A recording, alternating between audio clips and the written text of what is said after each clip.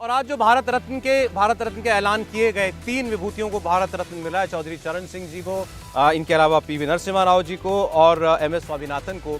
और इसमें जो ये जो 2 पूर्व प्रधानमंत्री जो हस्तियां हैं उनको आज भारत रत्न दे करके क्या विपक्ष की राजनीति का एक बड़ा हिस्सा नरेंद्र मोदी ने उनसे छीन लिया है। सामने 2 महीने बाद चुनाव खड़े हैं और चौधरी चरण सिंह जी के भारत रत्न के ऐलान के बाद तो उनके जो पोते हैं आरएलडी के प्रमुख जयंत चौधरी, उन्होंने कहा मैं नरेंद्र मोदी को किस मुंह से मना करूं। अभी तक वो विपक्षी खेमे में थे, अब वो खुलकर इधर एनडीए की तरफ आ रहे हैं।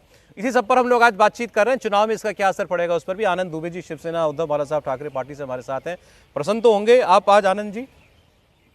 जी नमस्ते सौरभ जी।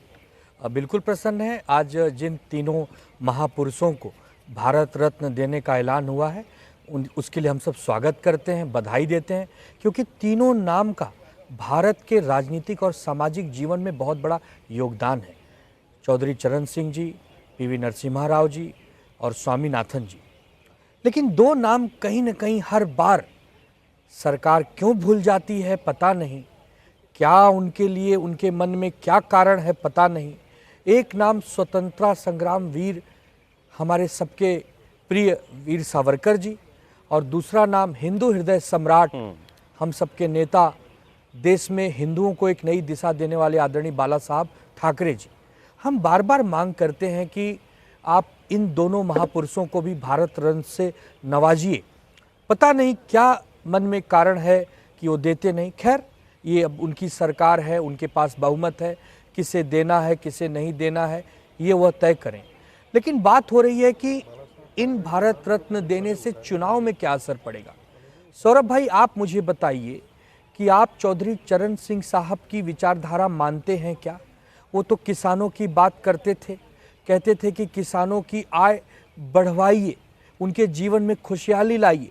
भारत में किसानों के लिए काम करने का उनसे बड़ा शायद ही कोई नेता होगा। दूसरे स्वामीनाथन जी, हरित क्रांति के जनक, जो उनकी बातें थी आपने सरकार के माध्यम से जनता तक पहुंचाई क्या? जी। कोई जवाब नहीं। तीसरा पीवी नरसिम्हा राव, कांग्रेस पार्टी के वरिष्ठ नेता, देश के पूर्व प्रधानमंत्री।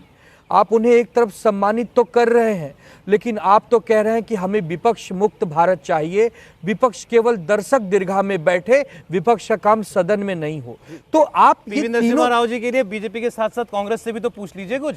मैं 1 मिनट सौरभ भाई, मैं बता रहा हूँ। सौरभ भाई, मैं बता रहा हूँ। आपका शीर्षक है कुरुक्षेत्र।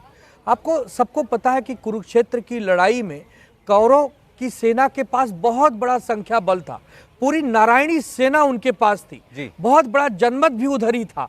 लेकिन फिर भी जीत तो धर्म की, पांडव की हुई। संख्या बल जरूर कम था, लेकिन धर्म साथ में था। तो आज हम धर्म के लिए लड़ रहे हैं। किसके साथ है, कौन पांडव है कौन कौरव है, ये तो आप जनता को तय करने दीजिए। मैं आपकी बात पे जरा